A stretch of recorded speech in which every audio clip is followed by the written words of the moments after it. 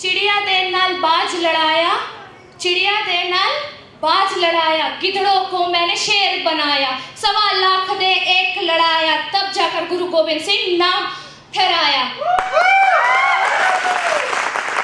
अब आप सोच रहे होंगे ये शायरी मैंने क्यों बोली। तो अब जो हम जिसे इनवाइट कर रहे हैं स्टेज पर, वो भी हमारे एक सीख है, जिन्होंने भी चिड़िया के साथ बाज लड़ाया और गिद्धड़ों को शेर बनाया, उतनी ताकत दी है।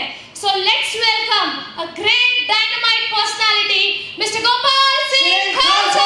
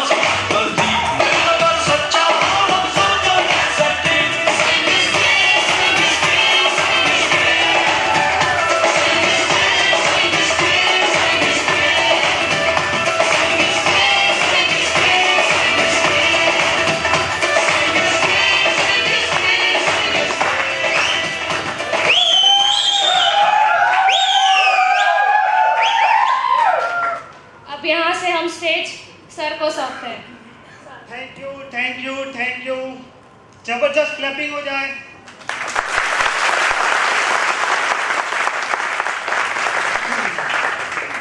आज 15 अगस्त का दिन है, आजादी का दिन है। आज से 69 साल पहले हमारा भारत देश आजाद हुआ था। आज 69 साल के बाद इंडिया को डिजिटल इंडिया बनाया गया।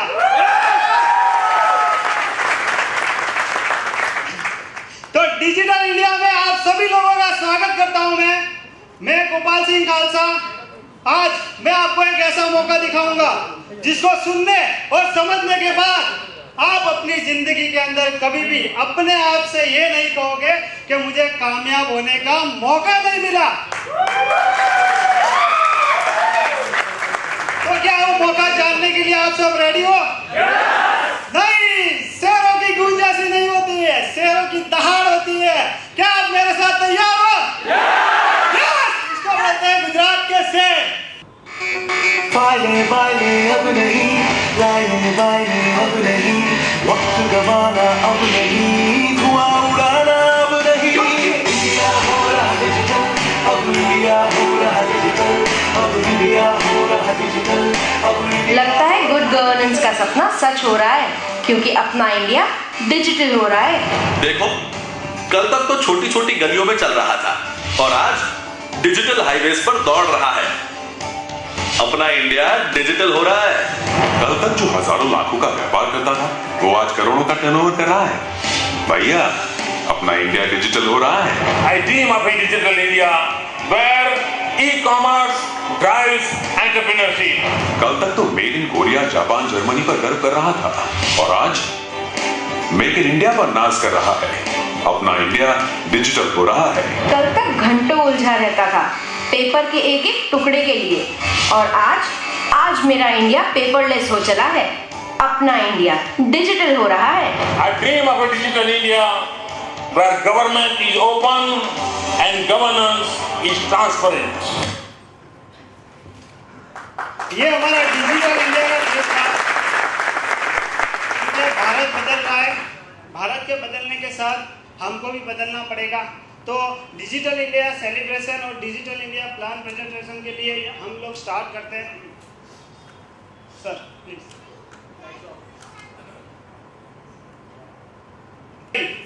कितने लोग ऐसे हैं इस दुनिया के अंदर जिसको महंगाई नहीं नड़ती? हर इंसान को महंगाई नड़ती है। तो देखो, दुनिया के अंदर 3 कैटेगरी होती है। एक एम्प्लॉय होता है, एक सेल्फ एम्प्लॉय, एक बिजनेसमैन।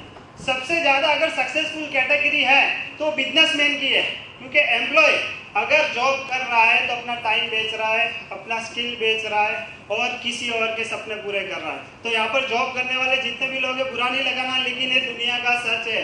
अगर आप जॉब कर रहे हो तो आप अपने सपने कभी नहीं पूरे कर सकते हो, वो सेठ के सपने पूरे होते हैं, लेकिन बिजनेस करके आप अपने सपने पूरे कर सकते हो। और सबसे ज़्यादा सक्सेसफुल कैटेगरी इंडिया के अंदर बिजनेसमैन की है।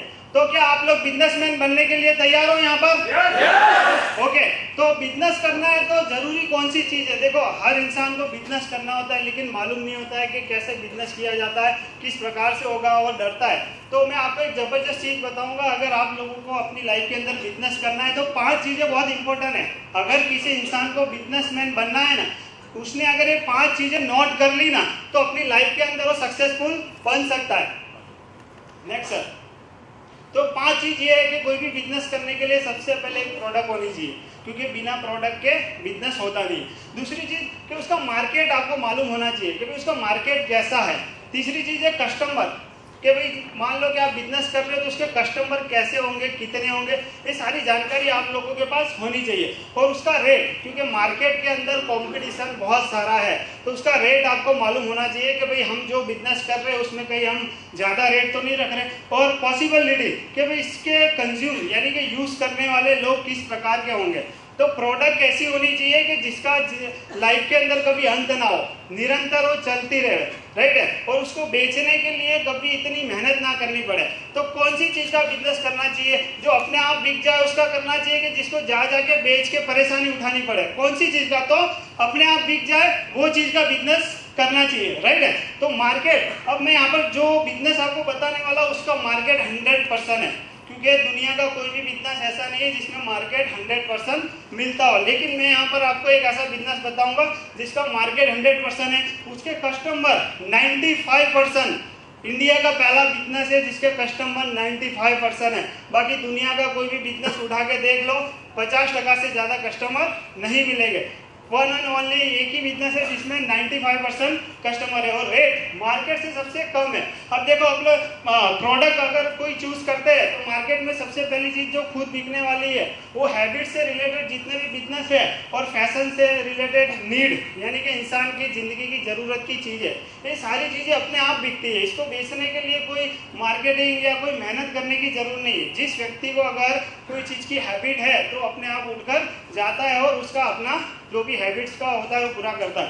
और फैशन तो आज के ज़माने की ज़रूरियात हो गया, यानी कि फैशन हर इंसान को मालूम चल जाती है कि अभी मार्केट में चीज़ नहीं आई है।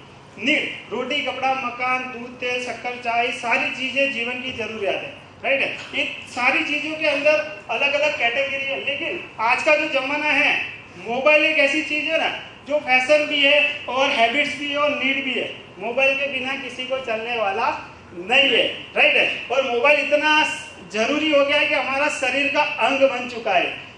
लेकिन मान लो अगर आप मोबाइल का बिजनेस करते हो तो एक व्यक्ति मोबाइल खरीदेगा तो शायद 6 महीने या 1 साल तक वो नहीं खरीदने वाला।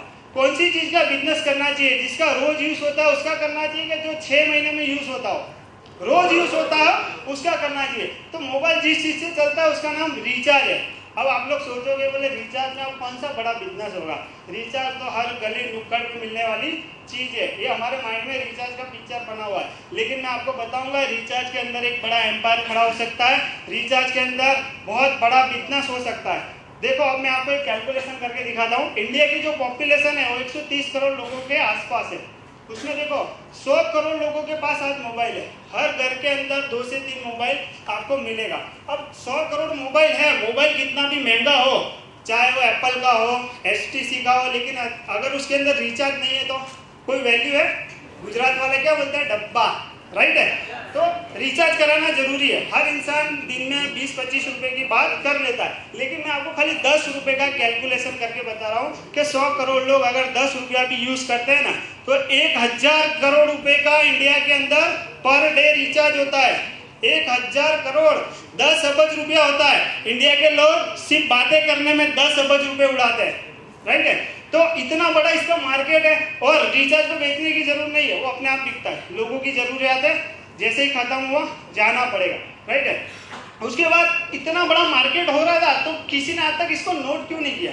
तो सबसे पहली एशिया की बैंक थी, इंडिया की नहीं, एशिया की सबसे बड़ी बैंक SBI बैंक। उसने ये नोट किया कि भाई इंडिया के अंदर इतना सारा रिचार्ज पर डे होता है, मेरे पास 20 करोड़ कस्टमर है, ज़्यादा नहीं, उसमें से 10 करोड़ कस्टमर, 50% कस्टमर भी रोज नहीं महीने का 100 रुपये का तो रिचार्ज करेंगे।